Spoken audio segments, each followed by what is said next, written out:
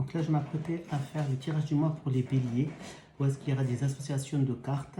Donc il sera donc beaucoup plus complexe d'interprétation pour moi à vous dire, mais c'est un très bon exercice. Donc dans la logique des choses, et si je fais bien les choses, votre tirage du mois devrait correspondre plus ou moins aux 4 semaines donc du tirage de la semaine que je fais. Donc n'hésitez pas à regarder mes vidéos plusieurs fois ou à noter ce que je dis pour voir donc si les choses se font ou non. En sachant que je dis en toute humilité que voilà, j'apprends le tarot de Marseille, donc je peux entièrement et totalement me tromper, notamment pour le mois, tirage du mois qui est pour moi un défi, car c'est la première fois que je le fais et qu'il y a beaucoup d'informations à dire. Allez, donc c'est parti pour les béliers. Donc comment ça se fait? Donc là, pareil, le 1, c'est votre état d'esprit pour le mois. Donc là, le 2 et le 3, est-ce que vous voyez bien? Hop là.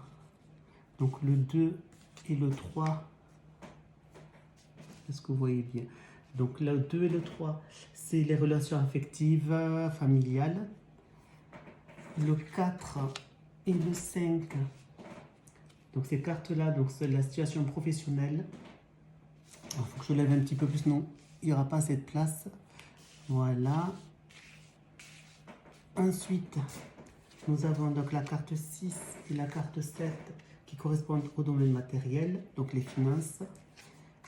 Donc les finances, 7, les 8 et 9, et le dernier, c'est ce que le tarot de Marseille vous conseille pour ce mois-là. Allez, c'est parti. Donc là, nous avons le mât. Donc en première carte, le mât, l'état général. Relation affective amicale, nous avons le jugement et le monde. Ensuite, la situation professionnelle, en 4 et 5, nous avons le pendu et l'étoile.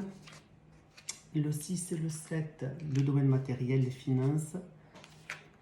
8 et 9, donc l'état général, c'est la santé, et là, c'est le conseil. Allez, c'est parti. Donc là, pour votre état d'esprit pour le mois, vous aurez envie d'une grande liberté, les béliers. Vous êtes là, vous avez besoin de passer à autre chose. Pour les relations affectives, amicales, je pense peut-être vous allez recevoir donc des nouvelles peut-être d'un ancien ami, d'un ancien amour, de quelqu'un du passé. Et vous serez ouvert au monde, aux gens, des échanges, de la communication pour ce mois-ci. Au niveau donc professionnel, je vois que vous serez quand même assez bloqué. Une partie du mois, vous serez bloqué, vous subirez les choses. Et avec l'étoile, la chance pourra éventuellement vous sourire. Encore une fois, je ne connais pas encore très bien les associations de cartes. Je verrai donc après sur mes manuels ce que ça veut dire concrètement. Je vous dis vraiment selon mon intuition ce que je vois. Donc à vraiment prendre avec des pincettes le pendu associé avec l'étoile. Donc pour moi, blocage, mais ensuite il y aura de la chance qui va arriver au niveau du travail. Au niveau donc du matériel, donc des finances, vous aurez donc une bonne gestion financière. Donc au début ce sera un petit peu cyclique, mais au fur et à mesure des jours, vous allez bien gérer votre domaine des finances.